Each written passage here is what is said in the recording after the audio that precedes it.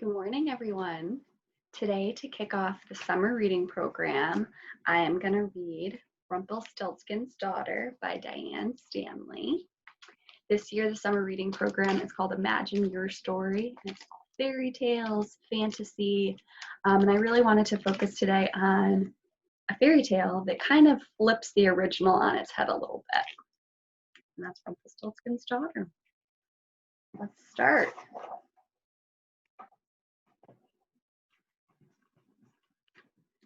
Once there was a miller's daughter who got into a heap of trouble.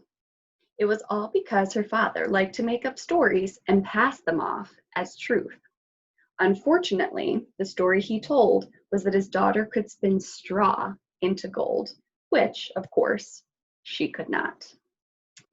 Even more unfortunately, he told this whopper in the hearing of a palace servant who rushed right off to tell the king. Since the king loved nothing in this world more than gold, he had the miller's daughter hauled up to the palace immediately and made her an offer she couldn't refuse. He put her in a room full of straw and ordered her to spin it into gold by morning or die.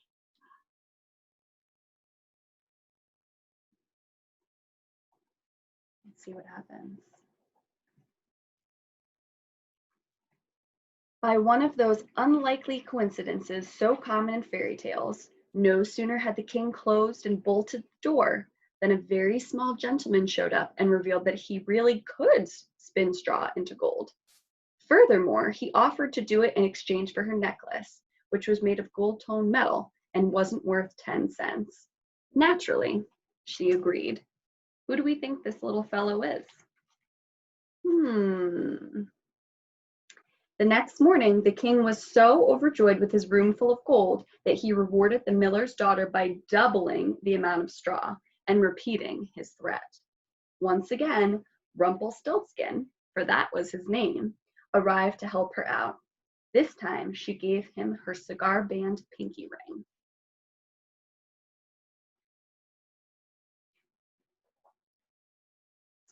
After this second success, the king was practically apoplectic with greed. He proceeded to empty every barn in the neighborhood of straw and to fill the room with it. This time, he added a little sugar to sweeten the pot. If she turned it all into gold, he would make her his queen. You can just imagine how the miller's daughter was feeling when Rumpelstiltskin popped in for the third time. "That's quite a pile," he said. "I suppose you want me to spin it into gold." "Well, the situation has changed just a bit," said the miller's daughter, who also had a name. It was Meredith. "If you don't, I will die.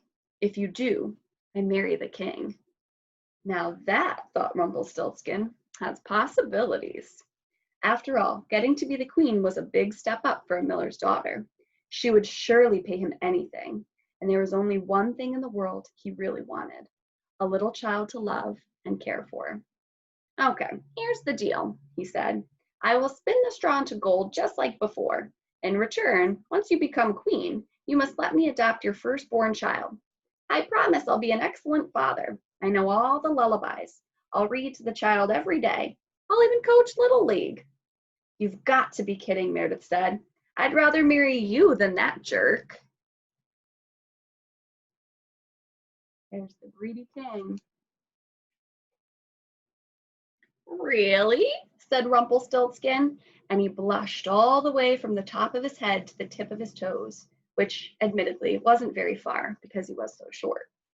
"Sure," she said. "I like your ideas on parenting. You'd make a good provider, and I have a weakness for short men."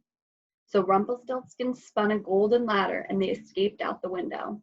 They were married the very next day and lived happily together far, far away from the palace.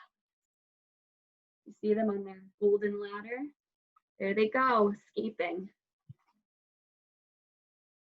Look at this. Got a ton of alligators in the moat. Spooky place. Meredith and Rumpelstiltskin lived a quiet country life, raising chickens and growing vegetables. Every now and then, when they needed something they couldn't make or grow, Rumpelstiltskin would spin up a little gold to buy it with. Now they had a daughter, and she was just as sunny and clever as you would expect her to be, having such devoted parents. When she was 16, they decided she ought to see more of the world, so every now and then they allowed her to take the gold into town to exchange it for coins and to do a little shopping. The goldsmith was curious about the pretty country girl who came in with those odd coils of gold. He mentioned it to his friend the baker, who mentioned it to the blacksmith, who mentioned it to the tax collector, who hurried to the palace and told the king. It may not surprise you to learn the king hadn't changed a bit. If anything, he was greedier than before. As he listened, his eyes glittered. I once knew a miller's daughter who could make gold like that, he said. Unfortunately, she got away. Let's make sure this one doesn't. Dun, dun, dun. Gonna happen. So the next time Rumpelstiltskin's daughter went to see the goldsmith, 2 of the king's guards were waiting for her. In a red-hot minute, she was in a carriage and speeding toward the palace. And what she saw on the way broke her heart. Everywhere the fields lay barren. Sickly children stood begging beside the road. Nobody in the kingdom had anything anymore because the king had it all. The barren, empty fields. Finally, they reached the palace. There were high walls around it and a moat full of crocodiles. Armed guards were everywhere, gnashing their teeth, clutching their swords, and peering about with shifty eyes. As the carriage went over the bridge, the hungry people shook their fists at them. It was not a pretty sight. Rumpelstiltskin's daughter was taken at once to the grand chamber where the king sat on his golden throne. He didn't waste time on idle pleasantries. Where did you get this? He asked, showing her the gold. Said Rumpelstiltskin's daughter. I thought so, said the king. Guards, take her to the tower and see what she can do with all that straw.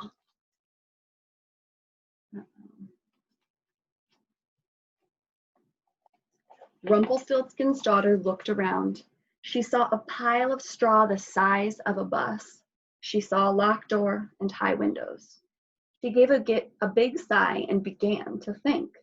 She knew her father could get her out of this pickle, but she had heard stories about the king all of her life. One room full of gold would never satisfy him. Her father would be stuck here spinning until there was not an iota of straw left in the kingdom. After a while, she climbed the pile of straw and thought some more. She thought about the poor farmers and about the hungry children with their thin faces and sad eyes. She put the 2 thoughts together and cooked up a plan. Then Rumpelstiltskin's daughter curled up and went to sleep.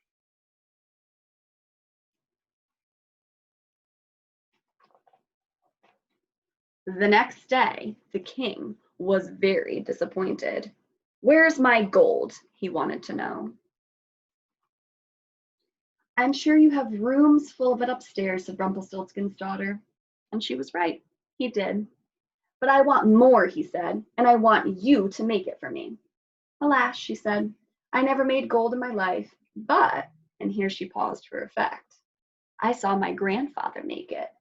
When the king's face brightened, she added, he died years ago. Surely you remember how he did it, cried the king. Think, think. Well, she said slowly, there is one thing I'm sure of. He didn't spin it, he grew it. The next morning, the king and Rumpelstiltskin's daughter got into his glittering coach with 2 guards up front and 2 guards behind and a huge bag of gold inside. They drove under the portcullis, over the bridge, and out into the countryside. At the first farm they came to, they stopped and sent for the farmer. He was thin and ragged and barefoot. So were his wife and children. Now tell the farmer he must plant this gold coin in his field, and you will come back in the fall to collect everything it has grown. Tell him you will give him another gold coin for his pains, she said. Do I have to? The king whined. Well, I don't know, she said. That's how my grandfather always did it. Okay, said the king, but this better work. He gave the farmer 2 gold coins, and they hurried on to the next farm. By the end of the week, they had covered the entire kingdom.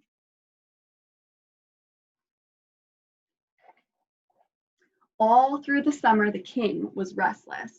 Is it time yet, he would ask? Is the gold ripe? Wait, said Rumpelstiltskin's daughter. Finally, August came and went. Now, she said, now you can go and see what is grown in the fields. So once again, they piled into the glittering coach with the 2 guards up front and 2 guards behind. and brought along wagons to carry the gold and a lot more guards to protect it. As they neared the first farm, the king gasped with joy. The fields shone golden in the morning sun. Gold, he cried. No, said Rumpelstiltskin's daughter, something better than gold. How can anything be better than gold, said the king. It's wheat, she said. You can eat it. You can't eat gold. Before the king could start turning purple, the farmer and his family came running toward the carriage. In their arms, they carried baskets of wheat and barley and apples and green beans and pumpkins and corn and I don't know what all. They piled it into the wagon and kissed the king's hand, grinning ear to ear. I can promise you that nothing like that had ever happened to the king before. Well, he said sheepishly, maybe there will be gold at the next place.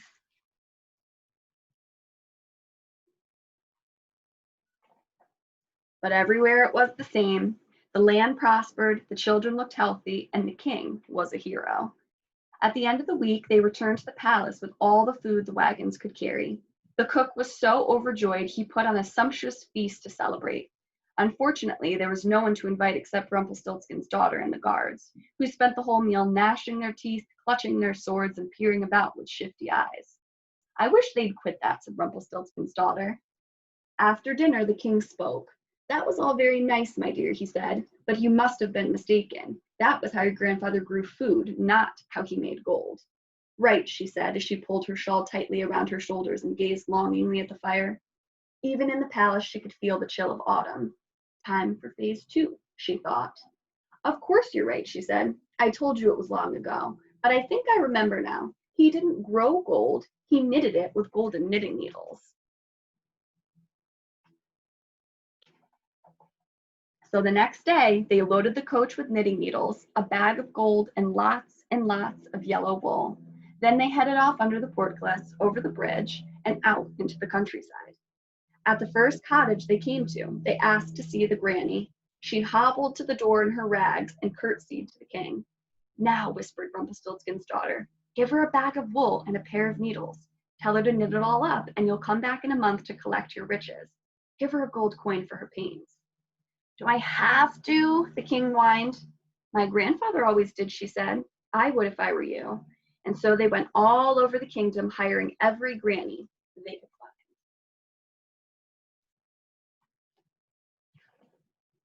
At the end of the month, the king ordered his coach and wagons, rounded up his guards, and went to see the grannies.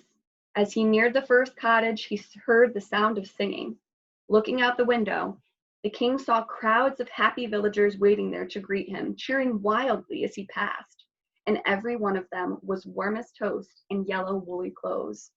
Gold, cried the king. Something better than gold, said Rumpelstiltskin's daughter. Your people will be warm all winter. Everyone brought presents for the king. By the time he got back to his palace, he had 17 sweaters, 42 mufflers, 8 vests, 1 pair of knickers, 135 pairs of socks, 12 nightcaps, and a tam o'shanter, all the color of gold.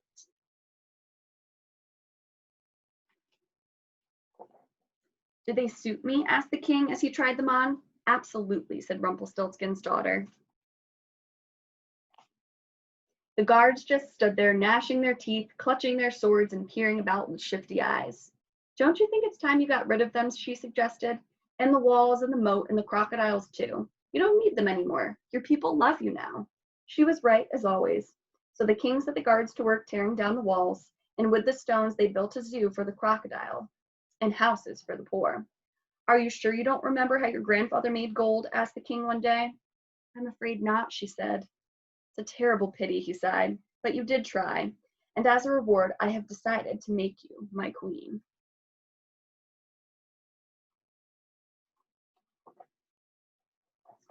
Why don't you make me prime minister instead? Suggested Rumpelstiltskin's daughter. And so the king did just that. He built her a nice house near the palace, and once a month she took time off to visit her parents. The people of the kingdom never went cold or hungry again, and whenever the king started worrying about gold, she sent him on a goodwill tour throughout the countryside, which cheered him right up. Oh, and I forgot to tell you, Rumpelstiltskin's daughter had a name too. It was Hope. The end. See you next week.